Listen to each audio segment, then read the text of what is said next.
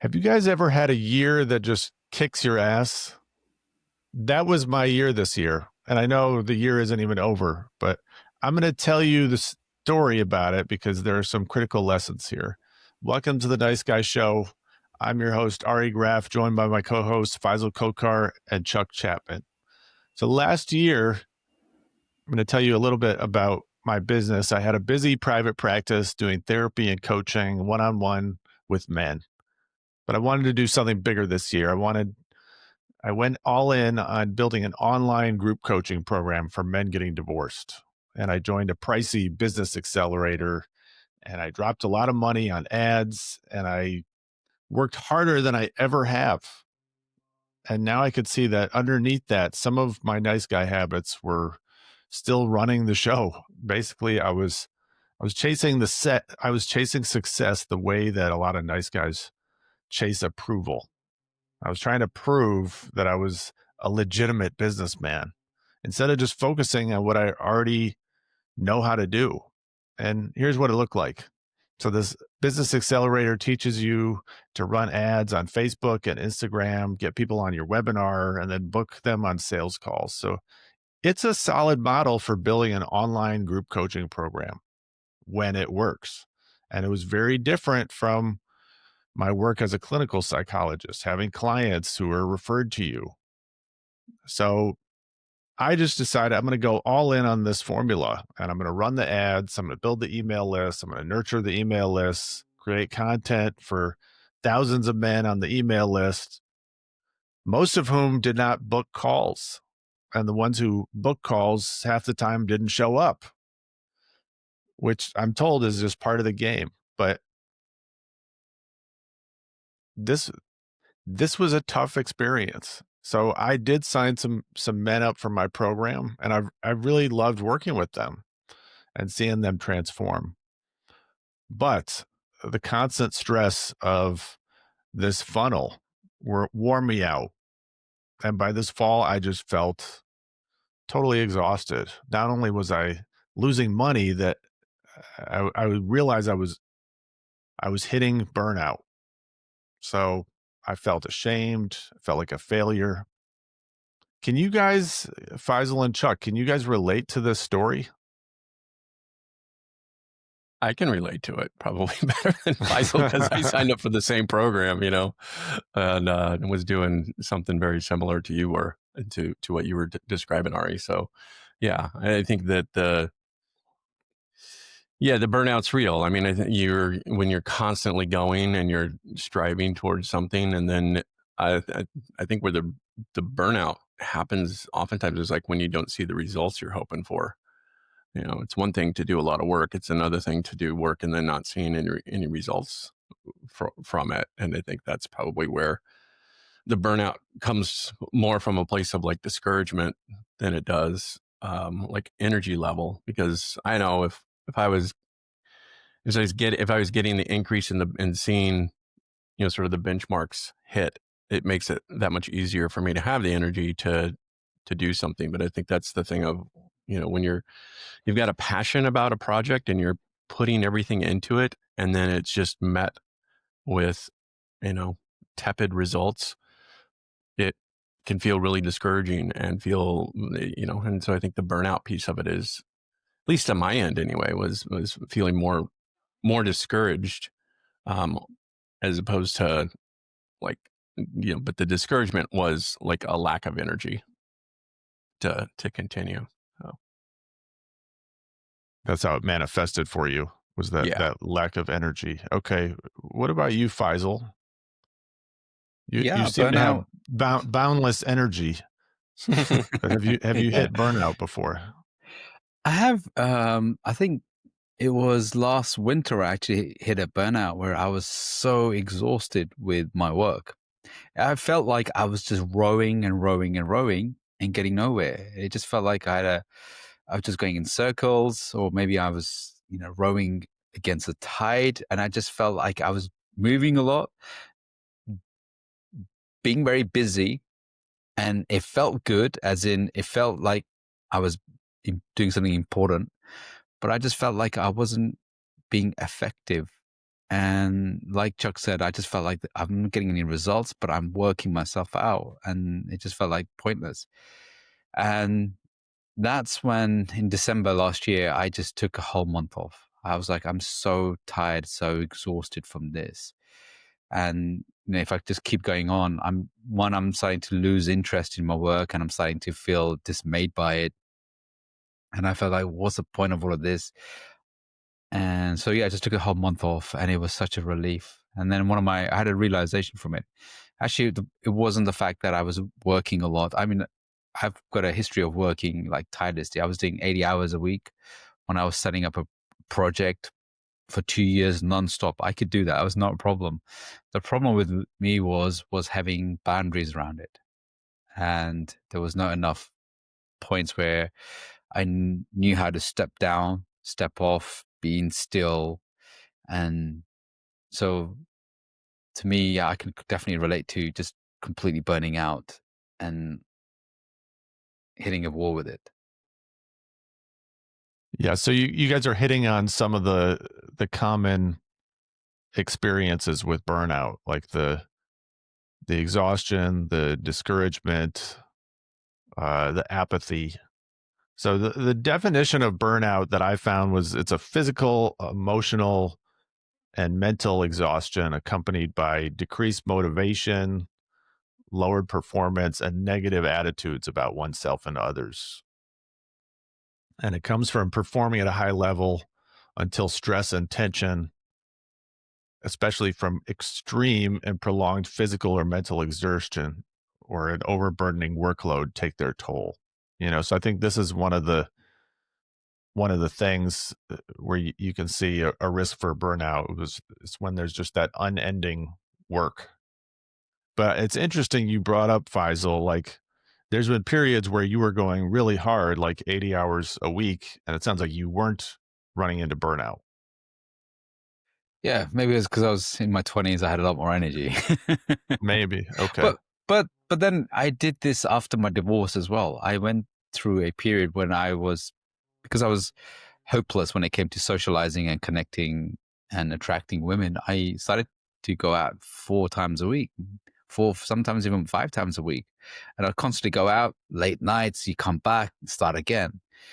And for most of it, it didn't yield a lot of good results at the beginning. So when I came back, I was like, oh shit, no results again, no phone numbers, no women, no sex, no nothing. And it was quite, you know, just all that amount of rejecting was quite demoralizing. It's quite, it was quite hard on the system, but I just carried on. But I guess the difference was that there was parts of me that did learn to rest. There was parts of me that took time out. And I think when I had my burnout was I didn't have that balance. As in I didn't step back and then recuperate and then go back again. So one of the things I notice the same pattern when it comes to guys, because I work with a lot of guys who are single, and the burnout that they complain about is I've got dating app burnout.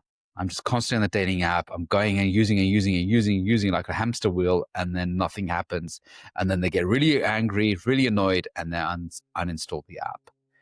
And then they feel lonely, horny, and then they go back on the dating app, and then they go through the same cycle over and over again. What do you suggest to them in that situation? One simple word: boundaries.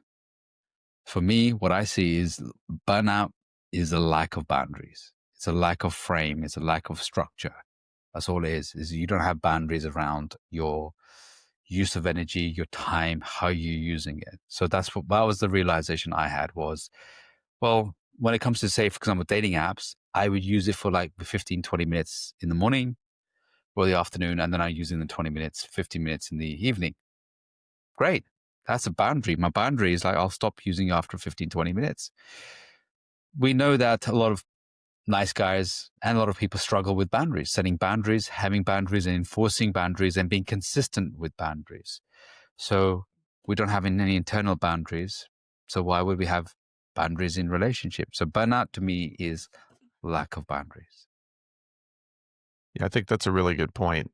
And I know to go back to dating apps, it's like you can they can be very addictive, and you can be waiting for uh, those Match. alerts that you got a match or that you got a text back from someone, and then it's like terrible when you've set up the notifications that it gives you a notification on the screen or even a sound ping.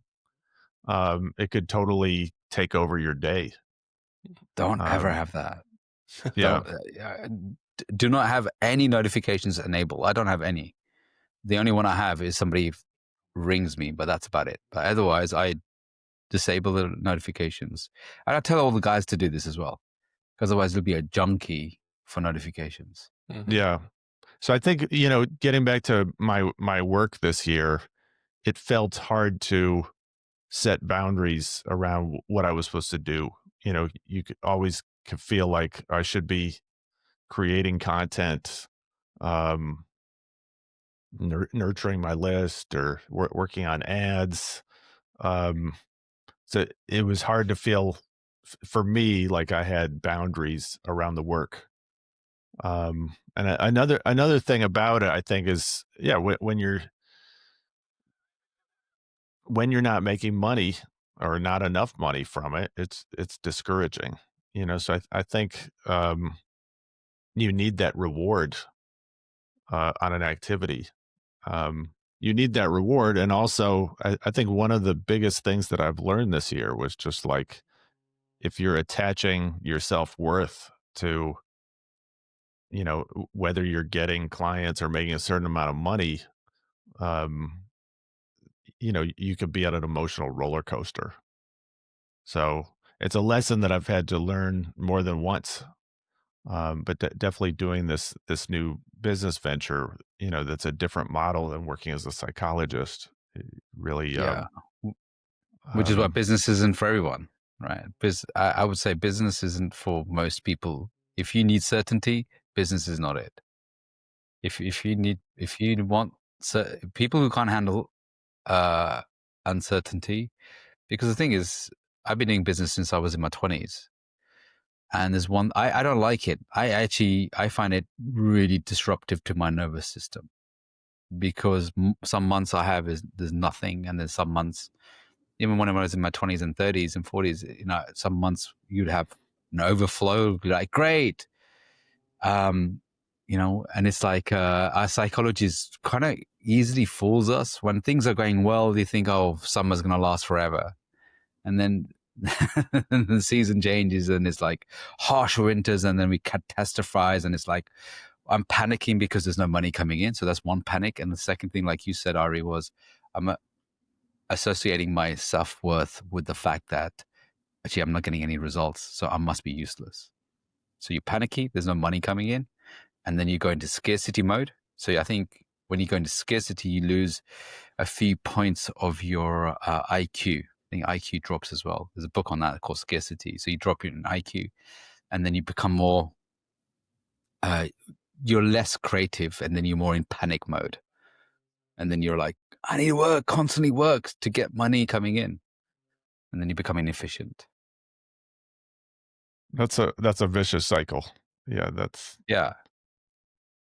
The Rockefeller said a really good thing. He said, man who works all day doesn't have time to make money. I want to throw another idea out here, that because we're talking about burnout as it being a bad thing, and I think that's a typical sort of nice guy duality. Things are good or things are bad, which then can also kind of throw us into the shame spiral. I don't think burnout is necessarily bad. I think if you talk to indigenous people, if you talk to forestry people, if you talk to farmers, they'll all tell you that fire is a reset. That you have to burn the fields once in a while. And I think that we tend to look at it as like, oh no, I've failed, and they're not, so burnout equals failure. And I think if we can look at it more of like burnout equals reset, like right now I'm burning the fields so that I can have more regrowth in the future. So rather than it being like, oh, burnout, like I've got to avoid burnout, I think it's part of the cycle. I mean, it's the inflow and the outflow, right? And sometimes I've got like tons of energy and I'm out there and I'm doing stuff. And then other times I'm like, I'm retreating and I have to rest. So rather than looking at it as good or bad, just looking at it as part of the process, I think is maybe another way to look at it, so that we're not defining this as like something to avoid, but something to learn from. So that's interesting. Do you think everybody gets burnout? I think so. I mean, I can't speak for everybody because not everybody, but most of the people that I've come across in my life have had burnout in different measures where, we all feel that. I mean, the description that you gave of burnout in the beginning, I think that's a human condition. We all feel that at times. Life gets really busy, and I think when life gets really busy, you need a rest, and so I think that the natural progression then could be, um, that life itself, if you're not taking, like sort of Faisal was saying, like taking those boundaries, or putting spaces in between, then you know you're more likely to experience a um an unexpected crisis in your life, which then sort of leads to the burnout. But I don't know. I'm looking at this part of my journey right now because I'm feeling kind of burnout at this point, and I'm looking at it as like, oh, this is a reset. I can just sit in this. I'm trying to learn something from this. Right now, I'm in a space where I'm taking a 3-month container, and I'm just decided in this 3 months I'm not going to take on anything new. I'm not going to try to start any new projects. I'm not going to start any new businesses. I'm just going to try to I'm just going to maintain what's going on at this point, so that I can take a step back and sort of like clear the field. And then at the end of the 3 months, then I'll decide if I want to take something on or if I want to extend it. But I think that, that's a boundary for me, rather than saying, okay, I'm going to pull myself up by my bootstraps and get back in the ring. Like, no, I'm going to take a little bit of time here and really figure out what it is that, what's working, what's not working. Because I think that's the other thing, is when you're in the driving part of it, you're not really paying attention to what's working and what's not working. You're just throwing stuff out there to try to get something to catch fire.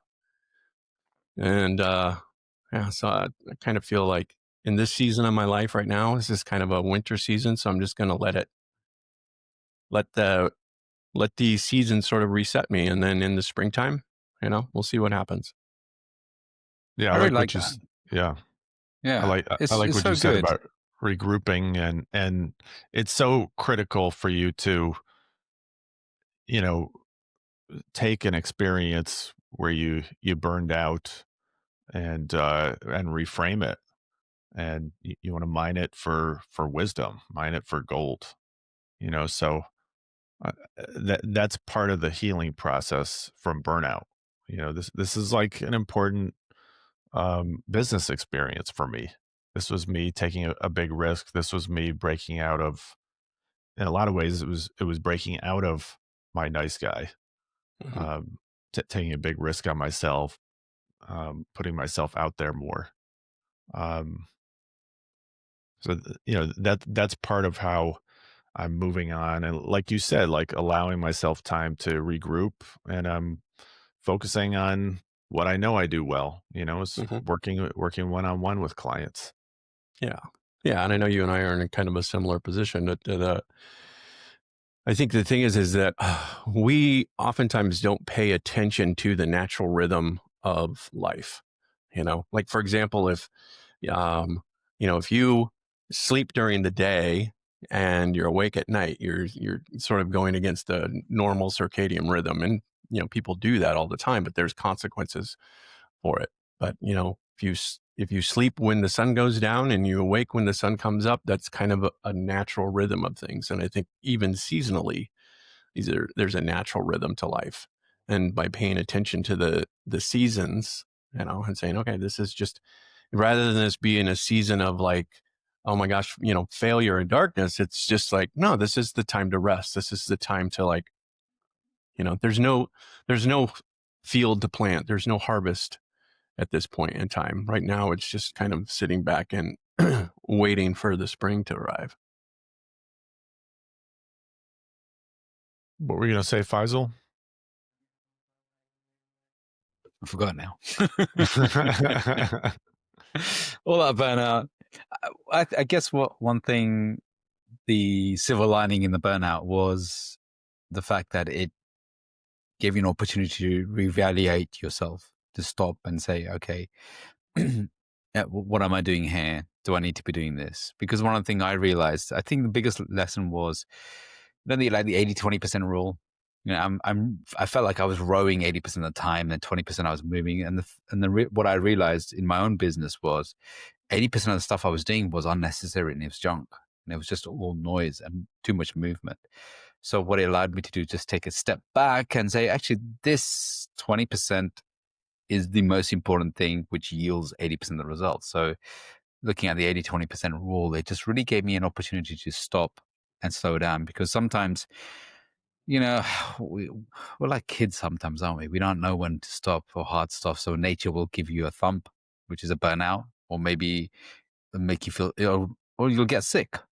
Again, that's just one of nature saying, hey, you're out of temperance, you're out of balance, come back into balance and then reevaluate. So like Chuck said, I really like that. It is a reset. Sometimes we need that reset. Sometimes, so nature will give us a really good reset when we are temperance. So do nice guys have, we talked about poor boundaries. We talked about kind of farming out your self-esteem or basing your self-esteem on success or approval. I think those are nice guy traits that can lend itself to burnout. What else about nice guys can lend itself to burnout? Well, probably nice guy 101 is we think we're supposed to have a problem-free, smooth life. And when things aren't problem-free and smooth, you know, that's when we tend to feel the the burn. And sort of maybe just part of this is recognizing that, yeah, life isn't going to be problem-free and smooth. I'm looking for the day that I start a program and it ignites and all of a sudden, you know, like money is just flowing in and everything is super easy. And I'm being asked to be on all of these, you know, TV shows and things like that. And it's just effortless, you know. That's probably not going to happen. Right? So, and it is. Even if I want that program. And even if it did, right, it's got its own issues. But I think that's the thing is like we want things to be, in a way, we want things to be effortless or really easy. And I think that's a nice guy tendency to kind of get, again, going back to like I think where the burnout piece can be dangerous for the nice guys is we see it as that there's something wrong with me. And then we kind of fall into that shame spiral because we have this belief that life is supposed to be problem-free and smooth and effortless and everything just kind of happens. And that, you know, if we're being blessed by the universe, then we must be doing something right. And if we're not being blessed by the universe, then we must be doing something wrong. And I think that's you know, it's a trap. It's really easy to fall into. I know I fall into it, and I got to pull myself out of it once in a while. And I think if you're on social media and you're seeing people who've found a lot of success, at least they say they have. They say they have, and they may really smooth over their failures. You see the highlights, right? You see the highlights, but we you can fall into the. You don't see what they went through. Yeah.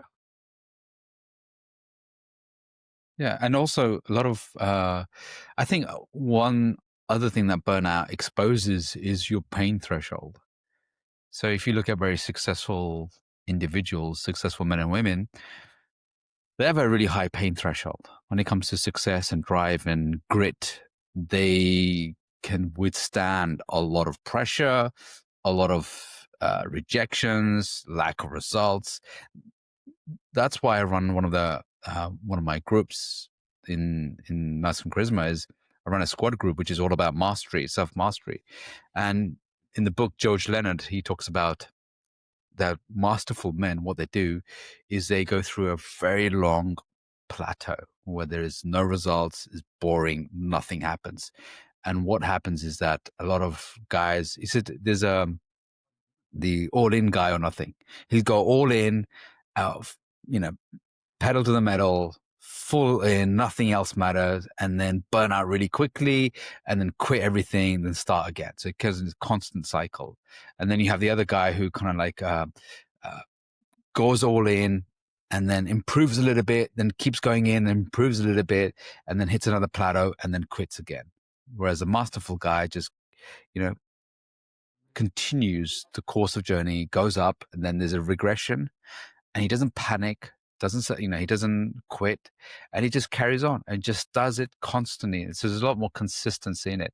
So George Leonard's book Mastery was a real insight into the fact that same thing when it comes to dating and relationships, because I'm not getting that dopamine, I'm not getting that validation, I'm not getting the feedback. It's very emotional led. Whereas with George Leonard, he talks about it needs to be quite more rational. The fact that there's going to be days and months that nothing will show up. And again, Napoleon Hill talks about this in the book Think and Grow Rich as well. It's like he calls it 3 feet from gold. He goes, you're going to keep digging, you're going to keep going at it. Nothing's going to show up. And when you do hit that pain point and pressure point, guys give up. And it's like, it never works. But the guys who's got that stamina continues. So it really exposes, burnout really exposes your threshold, whether you like shiny object syndrome, whether like new stuff like that, or can you sustain the boring and continue? So it's a real exposure of your functions, and it really did expose my functions as well. Yeah, I think, to get back to the specific example that I'm using in this episode around this business, this was a real departure from my way of working, even as a coach. So I had to decide, is this kind of online group coaching model, is this something that I'm truly aligned with for the long term or not? So for me, I'm continuing on my journey, but I've decided that, like, if I'm going to do something bigger and scalable, I think it needs to grow more organically than just doing it with ads. And this might be getting into the weeds a little bit, but I'm just saying, like, it's not always about persisting at the same thing you've been doing. Sometimes you have to course correct. And you've got to see what really aligns with you. Yeah. What happens? So what would happen if you got instant results and you were killing it with it? Would you still say that aligned with me? Because is your alignment based on results, or is your alignment based on what you're doing? I mean, I'm just curious here. Yeah, it's a really good question. I think it's got to be both, right? I mean, you can really, really love something, but if you're spending all your time at it and it's also causing you suffering, then but I think it's got to be both. You've got to have a passion for it, and then you have to see results for it, and I think that's part of it. Is like, I'll do the work, but yeah, I do want to see results from it, otherwise why would I do it? It's like, why do you go to guys that have jobs, they go to work, not, maybe they like their job, but if they didn't get paid, they would stop showing up. So we're both, we need it both. I don't think you can just say one or the other. I think I realized, like, I felt like I was devoting the bulk of my time to marketing, and that isn't really why I got into mental health or, to helping people. And I could accept that the marketing could be a bigger piece of my overall work, but I felt like it was the main thing I was doing. And I really do, I think, value working with people, whether it's one-on-one or group. Um, Mhm. so there's going to be a lot of lessons to get from it, and it's going to take time to get all the lessons. Um, but I think this is a theme we keep coming back to: is you have to make meaning out of whatever experiences you get.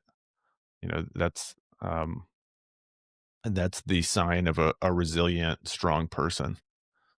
What do you think the other critical things are for dealing with burnout and preventing burnout? Mine is boundaries. So that'd be one. So revisit your boundaries, and also to dealing with burnout would be, I guess, taking a step out. So which is something I've done as well. I worked with a client whose favorite word was, "I'm burnt out. I'm burnt out." Every other several months, we were talking. And he was on a really long coaching program with me over a year. And then he would hit this constant cycle of burnouts. And I said, this constant cycle of burnouts, it's the same as abandonment and engulfment. So this is the same pattern that you're repeating when, somebody goes, payday, broke, I'm fat, I'm slim again. I'm like, I've got energy, I'm burnt out again. So I'm like, you got constantly on this pendulum swing and you're constantly going through this avoidant, chasing and neediness. I'm like, you see that constant cycle repeating. And I said, this is the cycle you have to start to end because you'll keep going through this pendulum swing. So I said, mastery is where this pendulum swing starts to slow down. Now, it doesn't mean you will never get a pendulum swing, but what happens is one thing he noticed was that every time he did hit something like a adversity or something or challenge, he'd come back and stabilize really quickly. So when he recognized that he was getting burnt out or something like that, he recognized okay, this is another situation I'm getting, and he stabilized himself a lot quicker. And then as time went on, he kind of like recognized a sign that he was going to get into another pendulum swing of burning out, going all the way in, and then stabilizing it. So to me, burnout, constant burnout, like repetitive burnout, and then energy burnout is the same cycle as abandonment and engulfment, as Susan Anderson talks about it in her book, Abandonment. That guy sounds like a human yo-yo, just like boom, boom, boom. Well, Yeah, well, we don't yeah, want to have the same burnout more than once. I think like I was burned out at the end of my divorce and my marriage, and I've never repeated that. So, granted, there's still time, um, but I think you want to look at where you've burned out repeatedly. Are you burning out on a relationship repeatedly or on dating cycles of it. repeatedly? Yeah. Yeah, that's what you want. It's the cycles. It's like unloading the app, then loading it back again, uninstalling it, installing it again. Or hey, I've got a really good idea. Then I haven't got a good idea. I'm very guilty of this burnout as well, or this kind of cycle. It's like, yeah, amazing idea, all in, and then poof, fall flat. And my coach said to me, he says the quicker you get back to mastery is the quicker you'll get back to it. Because again, it's boring, and that's what he said was secure relationships feel boring. You're not getting that dopamine high of a new thing. The way one of my other coaches explained it, he goes, you like the idea of falling in love, which is that great. This is going to be amazing. And then just getting burnt out from it. Yeah. I like this idea of taking rest on purpose as opposed to like only resting when you're totally worn out. Mhm. And that's something that I wasn't doing so well this year.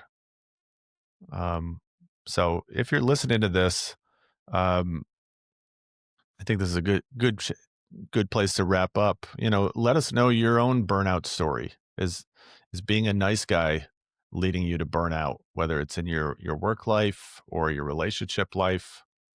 And Also send us, if you have a question you want us to answer or a topic you want us to tackle, definitely get in touch with us. Don't forget to like and subscribe. And if you like this particular episode, check out episode number 90. It's called Grow the Fuck Up. And with that, we'll see you on the next one.